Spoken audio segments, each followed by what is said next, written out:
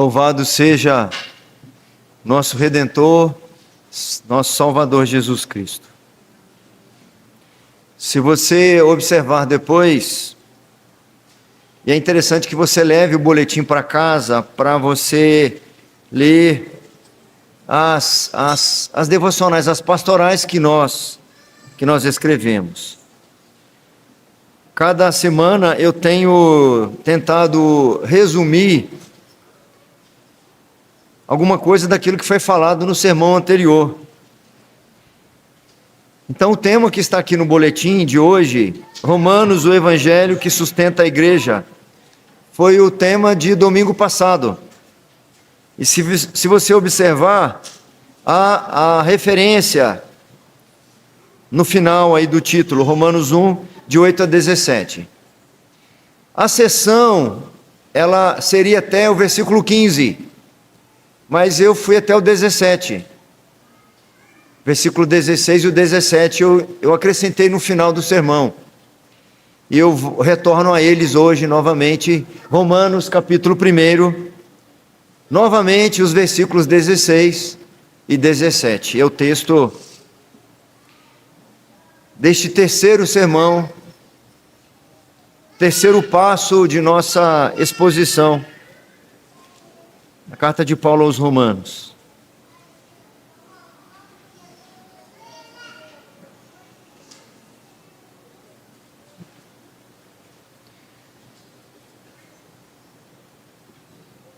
Já, até mesmo antes da leitura, já apresentando hoje o tema proposto para esses dois versículos, o que, pela graça do Senhor, eu pretendo discorrer nos próximos minutos. Nosso tema: a justiça de Deus revelada no Evangelho como fundamento da justificação pela fé. Os irmãos já sabem que eu tenho um costume de alguma forma, resumir no meu tema aquilo que eu vou falar ao longo do texto. Cada pedacinho aí desta frase vai ser objeto da nossa exposição. A última coisa que eu coloco é o tema. A justiça de Deus revelada no Evangelho como fundamento da justificação pela fé. Romanos, capítulo 1, 16 e 17. Vamos juntos, esses dois versículos? Pois não me envergonho do Evangelho, porque é o poder de Deus.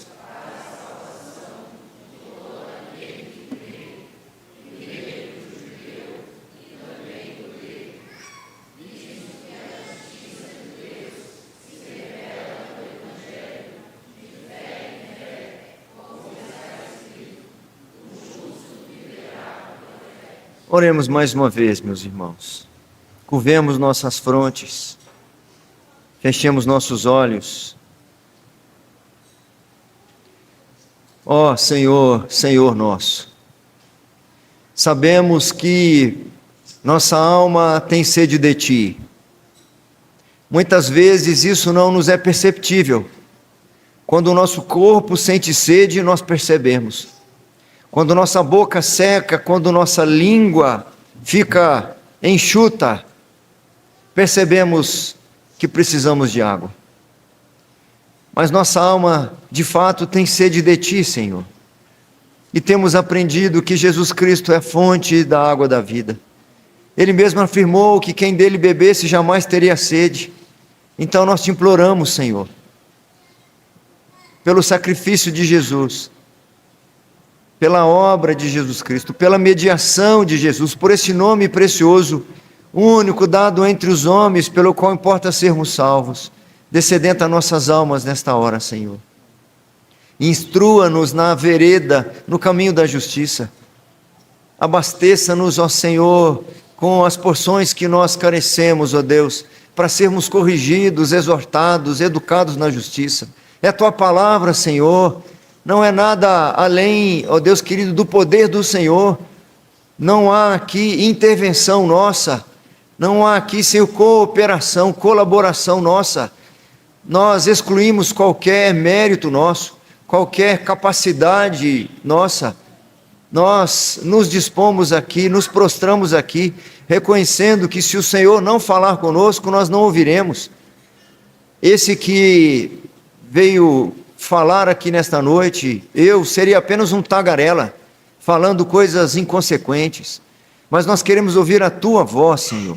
É a Tua palavra, e que ela não volte vazia, que ela não retorne, Senhor, sem que cumpra o Seu propósito, ó Deus querido, aquilo pelo qual ela foi designada. Que haja conversões nesta noite, Senhor, para a glória do Teu nome. Que haja transformação de vida, que haja transformação de mente e de coração, que haja reconciliação, que haja instrução na justiça, Senhor, que haja edificação, que haja quebrantamento em nosso meio, Senhor, e que cada uma desses resultados redundem para a honra do Senhor, ó Pai. Convém que todos nós diminuamos, ó Pai. Somos vazios, fracos, pobres e miseráveis. Carecemos tão somente do Senhor.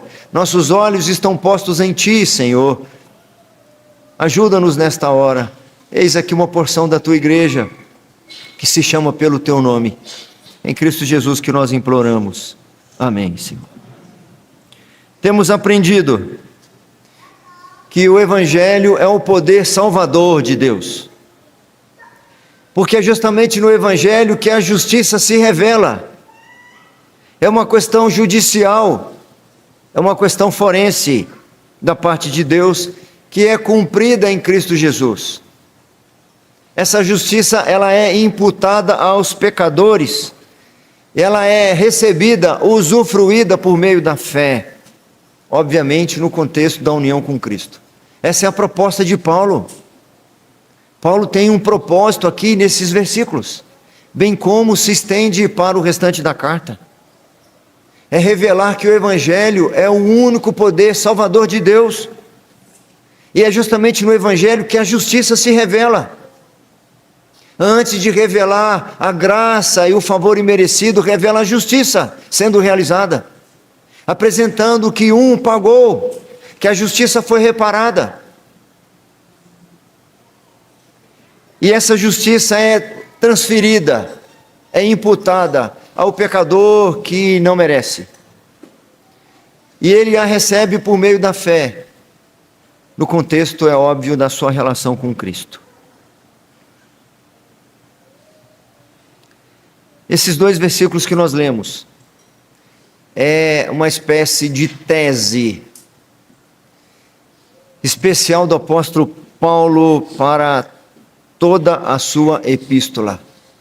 Esses dois versículos vão reger todo o programa, toda a intenção do apóstolo Paulo ao longo da carta.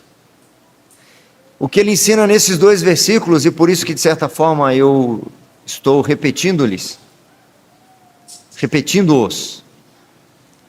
é para que quando seguirmos ao longo da carta, esse ensino venha como base para compreendermos tudo o que ele vem dizer.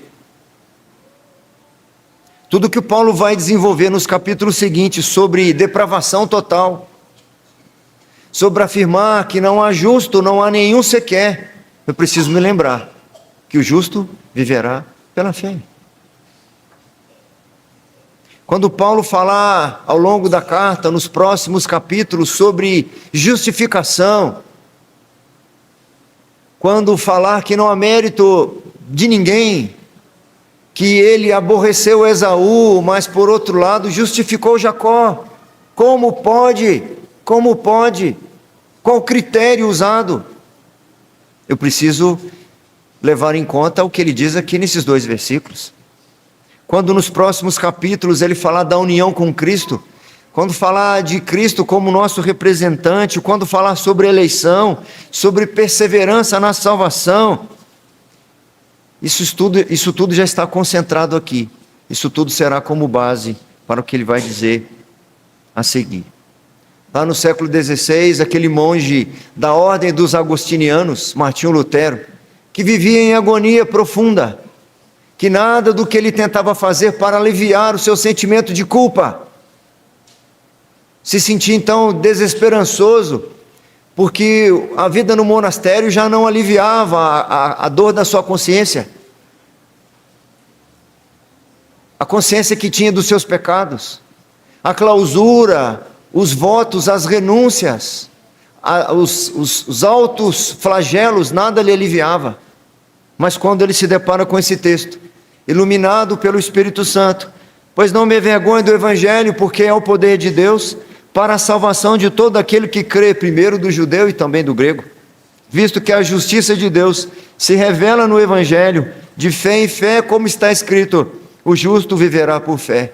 Quando ele lê esse texto, com a sua mente iluminada pelo Espírito Santo, Lutero disse que ele havia encontrado a porta do paraíso. Ele encontrou a solução, o alívio, o alento, estava aqui. Não é por obras. Não adianta colocar o silício, o voto de pobreza, de castidade, nem sequer, como muitos faziam, o voto de silêncio. Não adianta dizer, não vou abrir minha boca para mais nada, para não pecar. Ainda assim o mal, que o apóstolo Paulo vai dizer mais à frente, habita em nós. Não adianta mudar de cenário, mudar de esposa, mudar de igreja. Esse mal não nos abandona nem sequer quando dormimos. Ele invade os nossos sonhos, os nossos pesadelos, invade as nossas expectativas e desejos. Tudo o que pensamos, tudo o que falamos, tudo o que fazemos está corrompido pelo pecado. É por isso que ele vai dizer que não há nenhum justo, não há nenhum sequer. E como então reparar a justiça? Como eu posso pagar para me sentir aliviado? Como aliviar a agonia da minha alma? Como me sentir em paz com o reto juiz? A justiça de Deus se revela no Evangelho. A resposta é o Evangelho. A grande pergunta que surge, que ela vai ser de alguma forma comentada também lá no capítulo 4. A grande pergunta é: como Deus, sendo justo, ao mesmo tempo pode justificar o ímpio? Como pode um juiz, num cenário, num tribunal, durante um julgamento, despedir o culpado sem lhe imputar a pena que lhe cabe? Como pode liberar o assassino do seu filho simplesmente dizendo, vamos liberá-lo, deixa ele ir para casa? Ele esquartejou, ele matou, ele feriu, ele enganou, ele usurpou o direito de outro, mas vamos liberá-lo. Jamais um Deus justo poderia fazê-lo. Então a pergunta, como Deus pode ser justo e ao mesmo tempo justificar o ímpio? Em primeiro lugar, primeiro destaque, a justiça de Deus que se revela no Evangelho como fundamento da nossa fé. Precisamos ver logo no início do versículo 16 a postura do apóstolo Paulo frente ao Evangelho. Como o apóstolo Paulo se portava diante do Evangelho. Qual reação, qual sentimento, qual postura o apóstolo Paulo tinha frente ao Evangelho? Pois não me envergonho do Evangelho, diz o início do versículo 16. Eu preciso levar em conta que a cruz, ela era ofensiva no século I. A mensagem que o apóstolo Paulo tinha não era uma mensagem de vitória. A mensagem que o apóstolo Paulo tinha não era uma mensagem de triunfo. A mensagem que o apóstolo Paulo tinha era uma mensagem ofensiva. Quando ele pregava aos judeus, a reação dos judeus diante da mensagem da cruz era escândalo. Aos judeus, a mensagem da cruz era escândalo. Para os judeus, a cruz representava maldição. Aí chega agora um sujeito falando entre nós que a vitória está na cruz, que a recompensa adveio da cruz. Não é possível.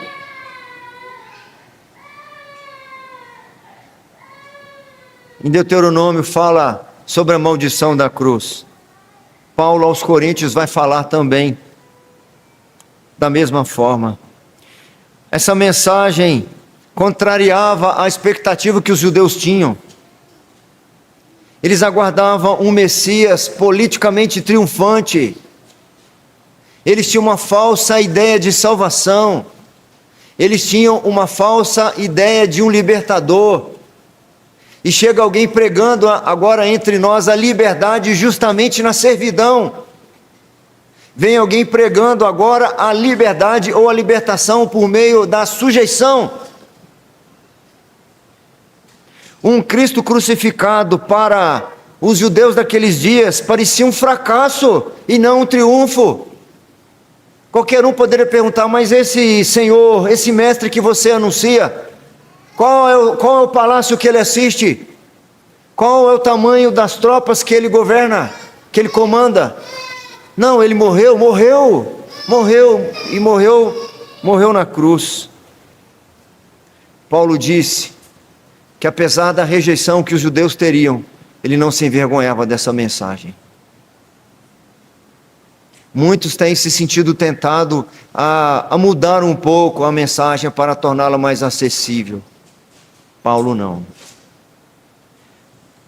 Eu preciso levar em conta também que a mensagem do Evangelho, a mensagem da cruz, da qual Paulo não se envergonhava, era loucura para os gregos. Não fazia sentido para eles. É por isso que quando ele está em Atenas, lá no Areópago, chega num determinado momento que chamam Paulo de tagarela. Porque o que ele falava não fazia sentido dentro da lógica da sua filosofia.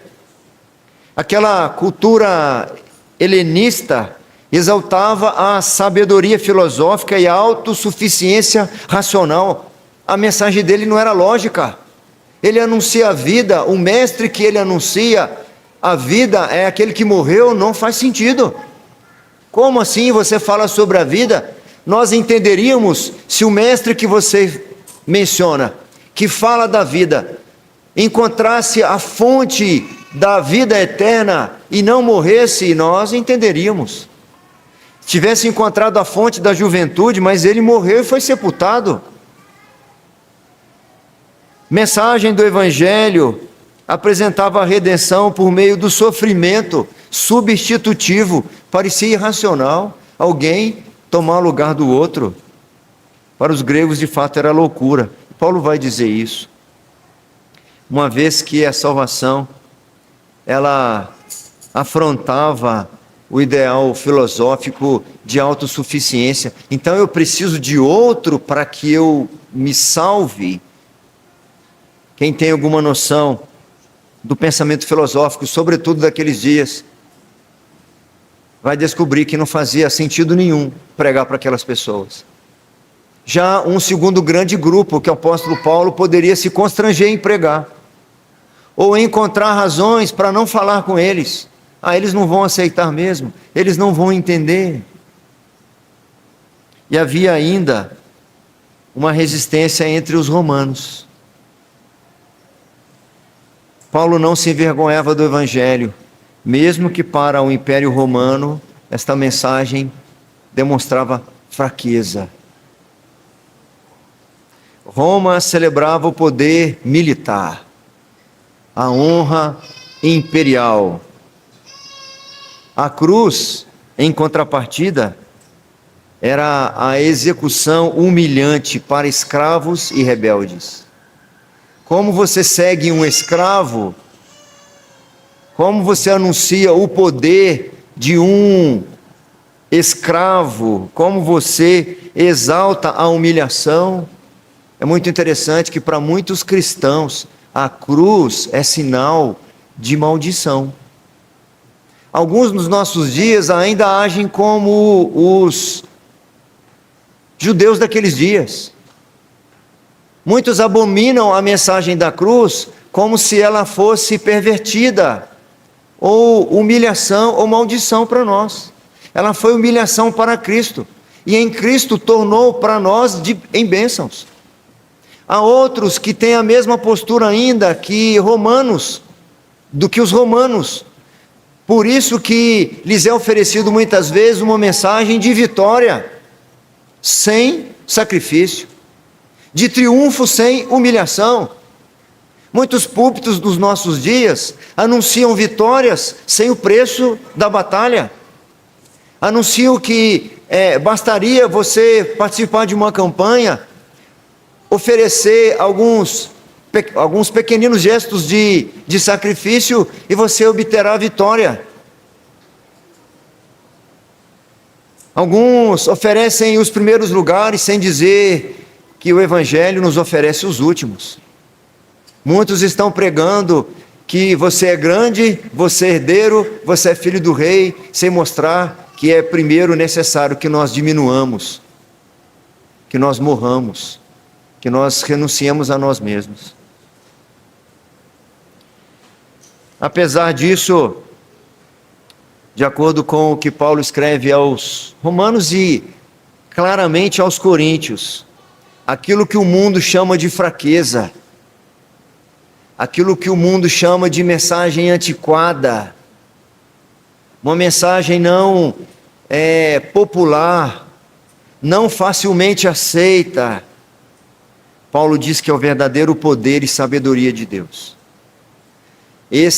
Essa premissa de Paulo vai ecoar na primeira carta aos Coríntios, quando ele diz: a palavra da cruz é loucura para os que se perdem, mas para nós é o poder de Deus. É por isso que eu não me envergonho do Evangelho.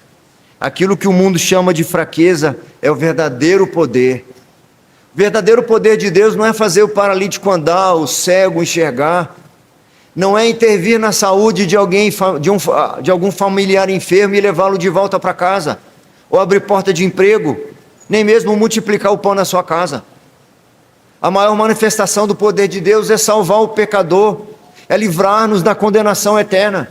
Ainda que morramos lá no hospital doente e não recebamos alta, ainda que crentes no Senhor morramos sem ter a perna restaurada ou a visão restituída. Um erudito do século XVI disse, observando que Paulo, ele observa que Paulo assume deliberadamente o opróbrio da cruz para exaltar a glória redentora. Presta atenção, irmãos, a glória redentora está totalmente ligada, conectada com o opróbrio, com a vergonha e com a humilhação. Qualquer um que na caminhada da fé, em seguir Cristo, se abstém, eu me abstenho da humilhação, eu abro mão da desonra, eu abro mão dos últimos lugares, está na realidade abrindo mão da glória redentora, porque a glória redentora não tem o correlato que anda junto. Quem abre mão da humilhação, quem acha que a humilhação é prejuízo, não entendeu a mensagem do Evangelho. Segundo destaque,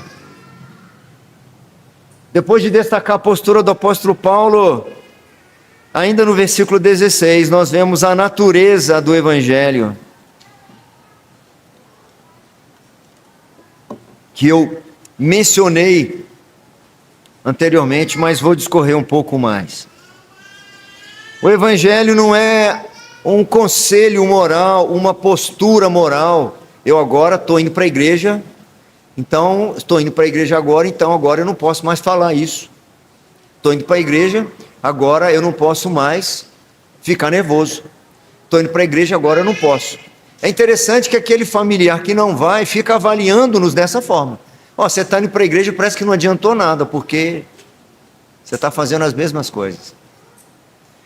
Mas o Evangelho não é simplesmente robotizar um comportamento, padronizar um comportamento. Agora eu só posso falar assim, só posso agir dessa forma. O Evangelho não é também uma sugestão religiosa, não é para aguçar a potencialidade humana. Depois que eu fui para aquela igreja, começou a me dar vontade de estudar, agora eu vou progredir, agora eu vou avançar, porque a mensagem lá me joga sempre para cima. Eu estava me sentindo mal, meio carregado, meio pesado, eu fui para a igreja, nossa, me senti bem, estou me sentindo bem, e vamos para frente. Nós somos cabeça, não somos cauda. Não tem nada a ver com motivação. Não tem nada a ver com incentivo. Não tem nada a ver com simplesmente nortear um comportamento. O Evangelho, a palavra aqui, o poder, é dinamis. Indica a eficácia ativa do Evangelho. O Evangelho é o instrumento eficaz da graça de Deus, do favor do Senhor. O Evangelho é um instrumento para a minha salvação. Não há salvação sem o Evangelho. Eu não posso apenas ser um adepto da igreja. Eu não posso apenas dizer que cresci na igreja, por mais séria que seja a igreja. Eu não posso apenas argumentar que a minha família é séria, que o meu pai é pastor, é presbítero, que o meu avô era diácono. Se eu não nascer de novo. O Evangelho é um instrumento eficaz da regeneração. O apóstolo Pedro diz o seguinte: pois fostes regenerados, não de semente corruptível, mas de incorruptível, mediante a palavra de Deus, a qual vive e é permanente. Senhor, se Tu me alcançastes com este Evangelho, conforme ensina as Escrituras, não quero apenas ter o meu comportamento moldado, quero ter a minha vida transformada. Eu sei que a Tua palavra ensina que o Evangelho é o poder do Senhor, é o poder eficaz do Senhor para transformar a minha mente, para transformar o meu coração. Senhor, eu te imploro em nome de Jesus, que nada menos do que essa transformação é o que eu desejo para a minha vida. Muitas vezes nós oramos tão pouco, e o pouco que oramos não sequer há menções de coisas como estas. Boa parte das nossas orações tem a ver com o comportamento, com o sustento, com as questões materiais.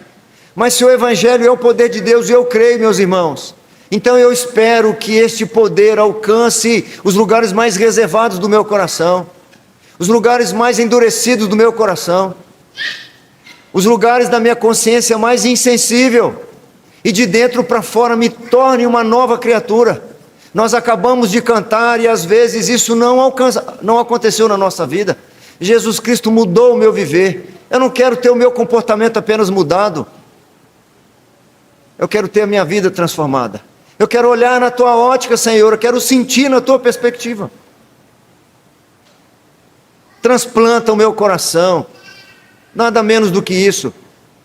Nós oramos para que o Senhor transforme o cônjuge, para que o Senhor mude as outras pessoas, para que o Senhor mude o cenário, me leve para outro emprego, mude a situação que eu estou, mas a mudança que eu preciso é na minha própria vida. Essa é a única e principal mudança que eu preciso.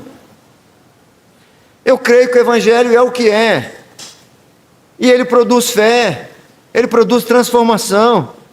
Esse Evangelho foi decretado lá na eternidade.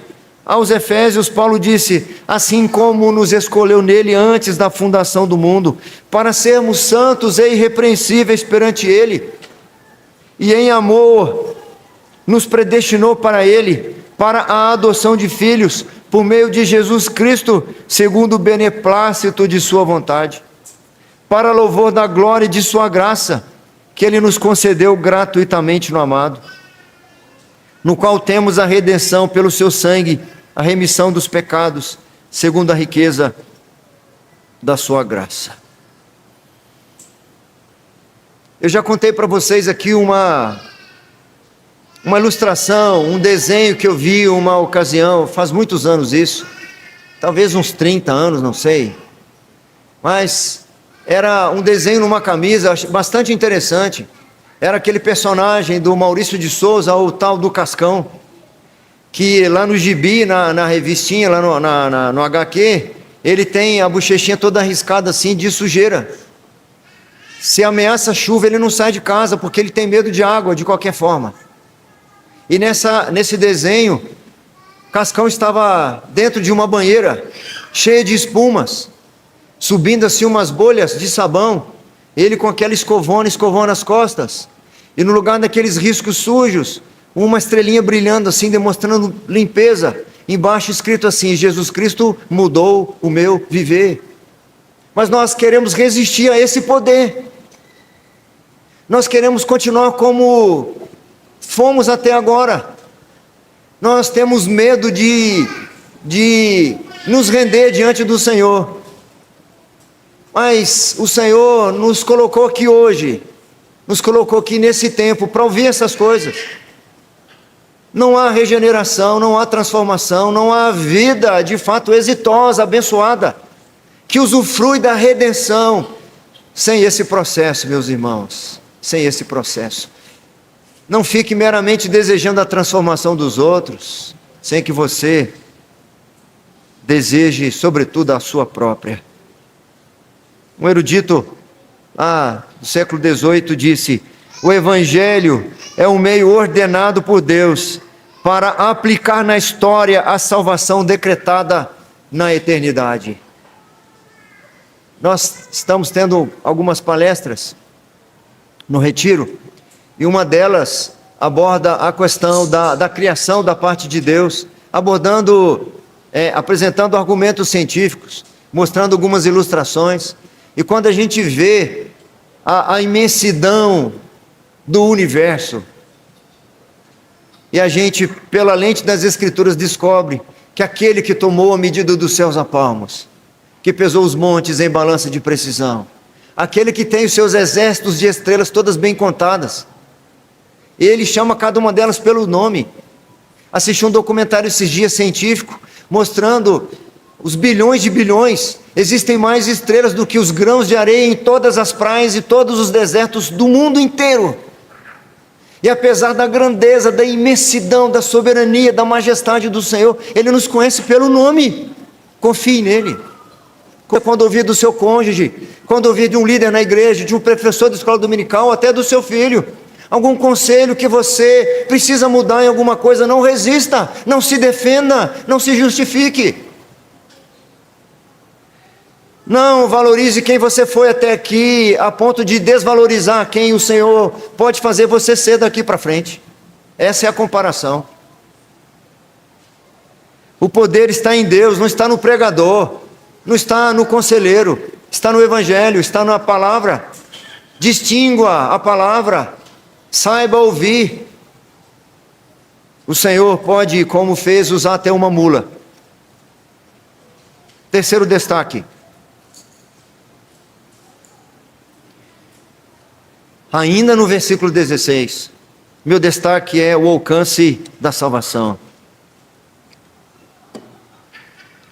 Talvez esse seja o trecho mais difícil para mim de explicar. Pode ser que eu tenha que avançar um pouco mais nele. Nós vemos aqui dois lados da mesma moeda. De um lado, a universalidade. De outro lado, a especificidade.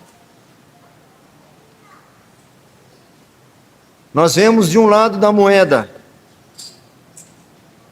a universalidade e de outro lado a particularidade. É para todo mundo que crê.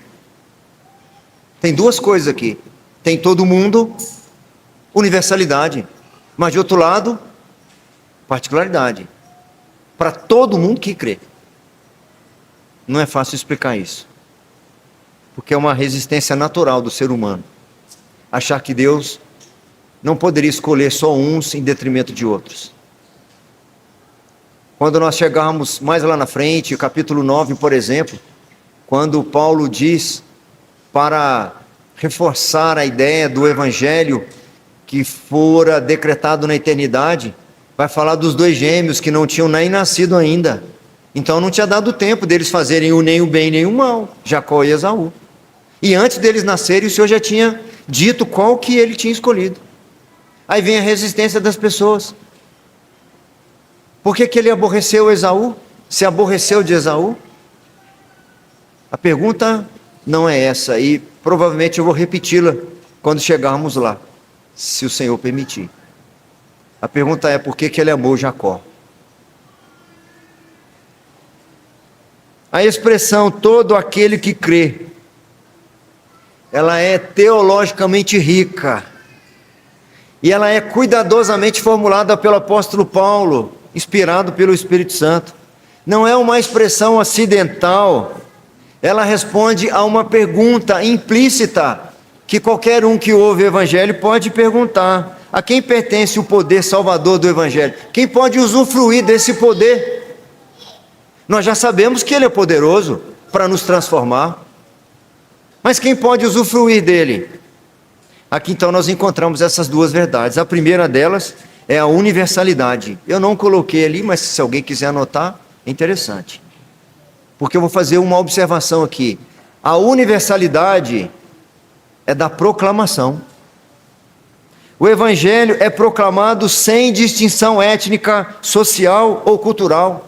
Esse todo aquele da expressão do apóstolo Paulo significa que nós temos de pregar para todo aquele, para todos. Tem vários textos paralelos que falam dessa universalidade. João 3,16, porque Deus amou o mundo de tal maneira que deu seu Filho unigênito para todo aquele... falei certo ou não?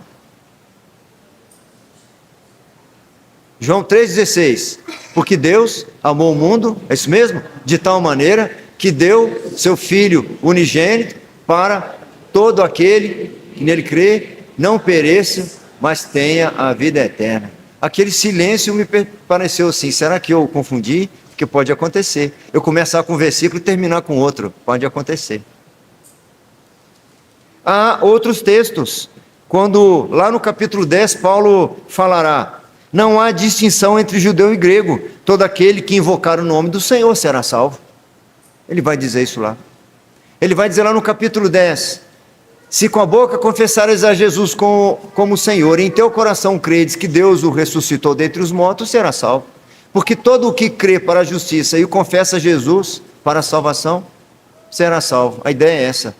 Porque com o coração, todo aquele que invocar o nome do Senhor será salvo. Ele vai dizer isso.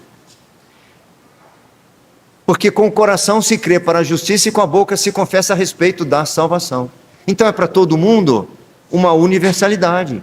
Em Mateus 28, o próprio Senhor Jesus disse: ide, portanto, fazer discípulos de todas as nações. Universalidade, mas universalidade da proclamação. Universalidade da pregação. Não se escolhe a quem pregar. Não tem etnia, mas prioritária. Não há povo de maior ou melhor aceitação. Esse aqui eu acho que eu vou falar porque essa pessoa aqui, não há distinção nesse caso. Todos devem ouvir o Evangelho. A linguagem aqui ela é inclusiva. A porta do Evangelho está aberta a todos que creem. A responsabilidade humana é real. Aqueles que mantêm seus corações endurecidos serão condenados. A igreja prega indiscriminadamente. Essa é a universalidade. Um teólogo do século XIX, Herman Bavinck, disse assim: ele afirma que a pregação do Evangelho é verdadeiramente universal, porque a revelação pública de Cristo não faz distinção externa entre os ouvintes, ele apareceu para todos. Ele não se escondeu de uns e se revelou para outros. Mas nem todos creram, nem todos estavam destinados à salvação. Agora o outro lado da moeda.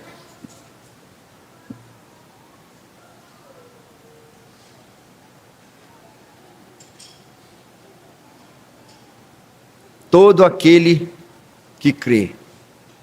Contudo, Paulo não diz que todo ser humano será salvo, mas ele diz que todo o que crê. Assim como na palavra universalidade eu coloquei na proclamação, agora na particularidade é da aplicação. O Evangelho, há um caráter universal do Evangelho na proclamação, mas na aplicação do Evangelho, aí há uma particularidade. Há uma inclusão, todos estão inclusos, todos podem ouvir o Evangelho, mas nem todos que ouvirem serão salvos, porque aí agora não há inclusão mais, não é para todo mundo. A fé delimita o escopo da aplicação. É a própria fé que o apóstolo Paulo diz que é um dom gratuito de Deus. De todos os que ouvirem, de todos os que ouvirão, há alguns que receberão graça para crer, e ao crerem e ao terem fé, então serão salvos. Tem textos que falam disso. Aos Efésios ele diz: porque pela graça sois salvos mediante a fé. Isto não vem de vós, esta fé não vem de vós. É um dom de Deus, não é de obras para que ninguém se glorie. Aos Filipenses ele diz a mesma coisa. Lá em Atos nós encontramos o registro de Lucas, que creram todos os que haviam sido destinados para a vida eterna. Jesus declara lá no Evangelho de João, capítulo 6, todo aquele que o Pai me dá, esse virá a mim. E aquele que vem a mim, de modo nenhum, o lançarei fora. A universalidade da proclamação não anula a eleição eterna. A nossa tradição reformada insiste em duas coisas. A salvação é oferecida, é apresentada a todas as pessoas. Mas em segundo lugar, ela é eficaz somente aos eleitos. E não há contradição nisso. Pois a oferta pertence ao campo da revelação externa. Vamos externando. Enquanto a eleição pertence ao decreto interno. Ele fala primeiro ao judeu, depois ao grego. Judeu por uma questão histórico-redentiva, aliança que foi feita com Israel. Mas ela não é meritória. Quando fala do judeu é por uma questão histórica e não meritória. Os judeus não têm mais mérito, não têm nem mérito nenhum por causa disso. Mas também é o grego, porque Paulo afirma uma expansão escatológica nas convenções, certo? Vou seguir adiante aqui. Sem essa universalidade, a igreja perde o impulso missionário. Então, a Escritura ensina para nós que devemos pregar a todos. O Evangelho precisa ser anunciado a todos. A salvação deve ser oferecida a todos. Essa universalidade nos impulsiona a missões. Mas sem a eleição, a igreja perde a sua segurança da eficácia da graça. Então nós temos de pregar a todos, porque fomos ordenados que todos devem ouvir. E devemos pregar porque sabemos entre todos aqueles que ouvem, serão salvos aqueles que foram destinados à salvação. Nós não estamos à mercê em nenhum momento do auditório. Nós estamos conectados com a mensagem do Senhor, com a palavra de Deus. Quando diz que eu tenho que pregar, então eu vou pregar. Ah, mas se as pessoas não quiserem, não sei, não me importa. Deus mandou eu pregar. Mas e se ninguém quiser ser salvo, também não me importa. Então não estou condicionado a anunciar o Evangelho olhando para o auditório. Se as pessoas vão receber ou se serão salvas. Ou se elas merecem e se serão salvas. Não me importa se elas merecem, eu tenho que pregar, o Senhor mandou eu pregar. E eu também não sei se elas aceitarão ou não, o Senhor mandou pregar. Se houver algum salvo ali, eles serão salvos. Então a universalidade nos impulsiona a missões. E a eleição nos faz ter segurança de que a salvação será exitosa. Está um equilíbrio perfeito.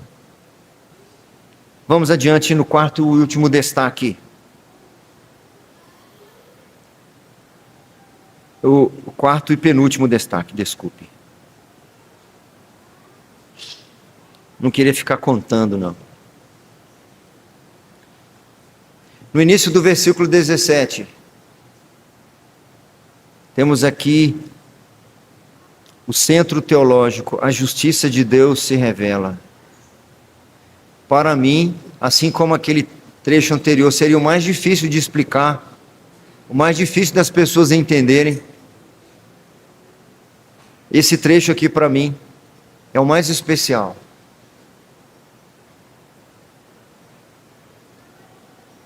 Versículo 17, o comecinho diz: visto que a justiça de Deus se revela no Evangelho. Essa expressão, meus irmãos, é o coração de toda a teologia do apóstolo Paulo.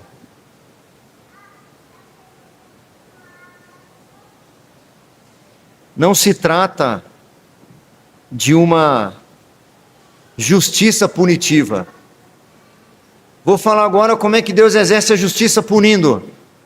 Não. Mas da justiça que Deus concede. Lá no capítulo 3, Paulo vai falar bastante sobre isso, nós chegaremos lá, se o Senhor permitir. Quando ele diz que a justiça de Deus se revela no Evangelho, a justiça de Deus se revela na mensagem da salvação, a justiça de Deus se revela na boa nova, a condenação foi feita, a justiça foi executada, Deus permanece justo. Por isso que Deus pode então justificar o ímpio. A justiça foi reparada, já foi pago. Então, Deus agora então pode justificar o ímpio.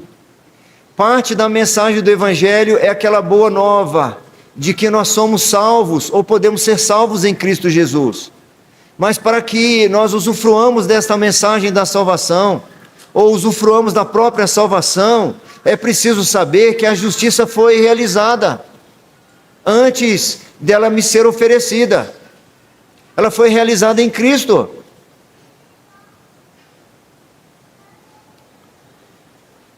Justificar não significa tornar alguém moralmente perfeito,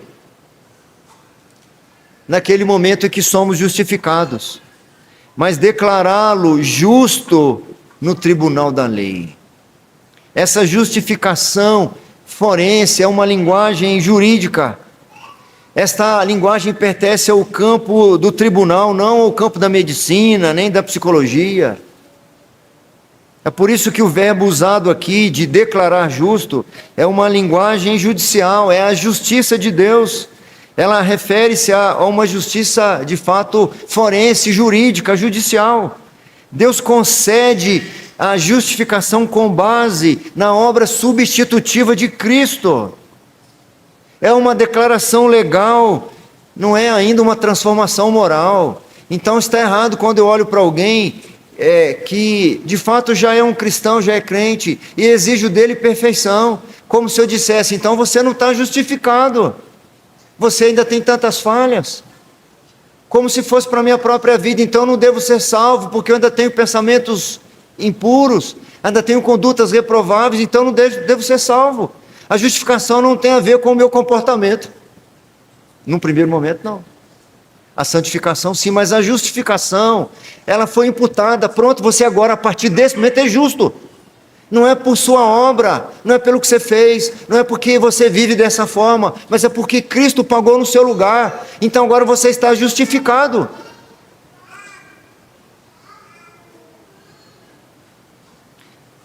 Lá no capítulo 4, Paulo vai dizer assim, que pois diremos ter alcançado Abraão, nosso pai, segundo a carne? Por que Abraão alcançou segundo a carne? Porque se Abraão foi justificado por obras, ele tem de se gloriar, porém não diante de Deus. Pois que diz a Escritura, Abraão creu em Deus e isto lhe foi imputado para a justiça. Ora, ao que trabalha, o salário é considerado não é considerado como um favor, e sim como dívida. Mas ao que não trabalha, porém crê naquele que justifica o ímpio, a sua fé lhe é atribuída como justiça. Ou seja, se nós tivéssemos trabalhado para receber a salvação, esse salário seria o pagamento do nosso trabalho. Então, eu que teria de me gloriar, porque eu que conquistei a salvação por uma vida moral, correta e ética, mas eu não poderia fazê-lo diante de Deus. Mas se eu não trabalhei para ter esse salário, se eu não trabalhei para receber a justificação, se eu não trabalhei para receber a redenção em Cristo Jesus, então, e eu acredito que Jesus fez isso por mim, então sim, então a justiça de Cristo, ela é atribuída como minha própria justiça. E aí, Paulo continua dizendo, e é assim também que Davi declara ser bem-aventurado o homem a quem Deus atribui justiça, independente de obras. Ele diz, bem-aventurados aqueles cujas iniquidades são perdoadas e cujos pecados são cobertos. Bem-aventurado o homem a quem o Senhor jamais imputará pecado. Martinho Lutero diz que é uma espécie de justiça alheia. Quinto e último, agora sim. O meio da recepção de fé em fé.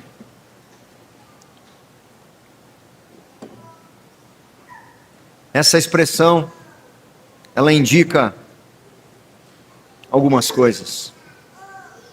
Em primeiro lugar, a exclusividade da fé. E esta fé não vem de nós. Essa fé é dom de Deus. Eis aí um pedido a ser feito. Quero pregar para pessoas, preciso anunciar o Evangelho para outras pessoas. Eu deveria acompanhar a pregação, a evangelização, o discipulado de alguém, com orações, para que o Senhor alcance a pessoa com a fé salvadora. Texto que eu mencionei agora há pouco, aos Efésios, porque pela graça sois salvos, mediante a fé. E isto, ou seja, esta fé, não vem de vós, é um dom de Deus. Ó Senhor, nós te imploramos. Há tantas pessoas da nossa família, há tantas pessoas próximas de nós, há tantas pessoas, mesmo distantes de nós, que ainda não ouviram, ou se ouviram ainda não creram. Senhor, habilite-as a crerem em Jesus Cristo. Mas o interessante é que esse de fé em fé, não só para a origem da nossa caminhada cristã, não serve apenas como base da nossa salvação. Esse de fé em fé, essa expressão também indica a continuidade da nossa fé, a nossa caminhada. De fé em fé é fé para crer e fé para continuar caminhando com o Senhor, fé para perseverar, fé para avançar, para não desistir, para não desanimar. A fé é um instrumento precioso que Deus nos habilita, que nos equipa. Não é nenhum mérito nosso. Paulo aqui está citando o profeta Abacuque, que diz: eis o soberbo, sua alma não é reta nele, mas o justo viverá por sua fé. Agora sim, para a justificação, não há nada no nosso comportamento que colabore com a nossa justificação. Quando fomos justificados uma vez por todas. Mas agora precisamos demonstrar essa justificação. Agora precisamos andar de tal maneira que demonstremos de fato que estamos ligados a Cristo, que recebemos dele a salvação. Então nós tivemos fé dada pelo Senhor para crer em Jesus Cristo. E agora precisamos de fé para demonstrar que andamos com Cristo. Ele não exigiu de mim nenhum comportamento para me salvar. Mas agora que me salvou, exigirá de mim um comportamento. Eu precisarei de fé para demonstrar esse comportamento. Porque muitas vezes, como eu falei anteriormente, ficarei inseguro de render-me. Ficarei inseguro de acreditar. Serei pressionado daqui e dali para poder titubear na fé. Não, eu estou firme, Senhor. Estou pronto para até morrer contigo, se for o caso. Tentando juntar as duas coisas. Se Paulo já estivesse ali com Pedro, ele diria: Simão, Pedro, de fé em fé, você precisou de fé para crer e precisa fé agora para demonstrar que você crê, porque você não está demonstrando que creu, porque a sua arrogância, a sua altivez estava demonstrando que ele estava distante do Senhor. É por isso que Cristo fala para o apóstolo Pedro, na ocasião discípulo: quando te converteres, sê tu uma bênção para os teus irmãos. Nós precisamos de fé para crer no Evangelho, para usufruir dessa transformação. Nesse momento não se requer de nós nenhum comportamento aprovável, ou não somos rejeitados pelo nosso comportamento reprovável. Mas depois disto, depois de justificado, o justo agora precisa demonstrar sua fé. O justo viverá por fé, porque se ele não viver por fé, se ele não for alimentado pela fé, se o seu comportamento, a sua vida, a sua moralidade não for sustentada na fé, ele vai viver como qualquer outra pessoa. Ele pode até cantar no domingo, pode até lecionar no domingo, ele pode até ler a Bíblia, mas sem fé será impossível agradar a Deus. O justo que recebeu fé para ser justificado, agora precisa de fé para viver como justo. Nós encontramos vários textos que reforçam isso para nós. A vida inteira do justo precisa ser estruturada pela fé. Lloyd Jones diz: o Evangelho, ele é concentrado nessas duas sentenças: a fé para ser salvo e a fé para demonstrar a minha salvação. Num primeiro momento, o meu comportamento não atrapalhou ser salvo. Eu fui salvo apesar de ser quem eu sou, mas agora que fui salvo, eu preciso demonstrar a minha salvação. Nós não podemos suavizar o Evangelho para torná-lo aceitável, nem para judeus, nem para gregos, nem para romanos. Não podemos, de alguma forma, tentar atrair pessoas a Cristo sem que seja pelo Evangelho. Nossa segurança não está em nenhum desempenho moral ou até mesmo espiritual. Nós somos pobres e carecemos do Senhor. A igreja deve proclamar a cruz com coragem e devemos viver diariamente, dependendo sempre da graça que nos justificou. Conclusão: esses dois versículos de Romanos, ele é o DNA da Reforma Protestante. Ele é a proposta de Paulo para fundamentar todos os seus ensinos ao longo da carta. Aqui nesses dois versículos apenas nós encontramos o poder do Evangelho. Usufruamos disso. Aqui nós encontramos a justiça que foi imputada. Nós fomos declarados justos. Não deixamos de ser pecadores, mas pecadores agora perdoados. Essa justificação é uma atribuição no campo jurídico, judicial. Cristo não veio para brigar com o diabo. Cristo veio para atender à exigência da lei do seu Pai. A nossa união com Cristo permite-nos usufruir desta justificação. E a fé dada por Deus é um instrumento para sermos salvos e sermos mantidos salvos. Aqui Paulo resume toda a sua doutrina da salvação. Deus permanece justo ao justificar o ímpio. Nenhum de nós pode questionar: mas como pode, Senhor? Esse ladrão na cruz agora é crente? Como é que pode esse carrasco terrível, depois de preso, lá na cadeia ele se converte?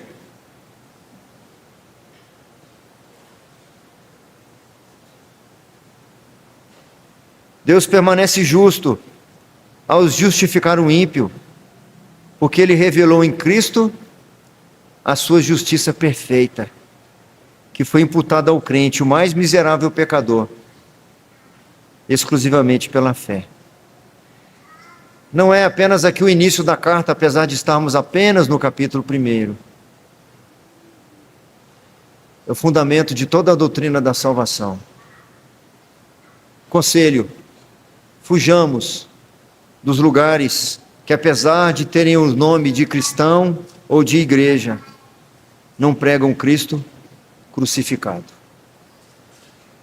Fujam dos lugares onde você só é atraído pelo bem-estar, por se sentir bem, ou o oposto, o tempo todo só por se sentir mal, e que você tem que fazer alguma coisa para ser alguém melhor.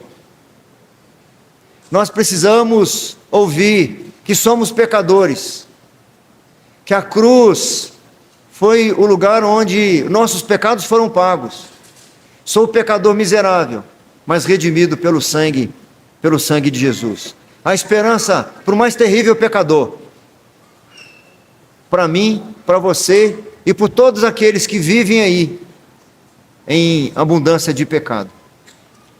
Que o Senhor nos permita continuar numa carta extremamente doutrinária, mas que nos conceda o privilégio de aplicá-la no nosso dia a dia e usufruirmos desses conselhos preciosos.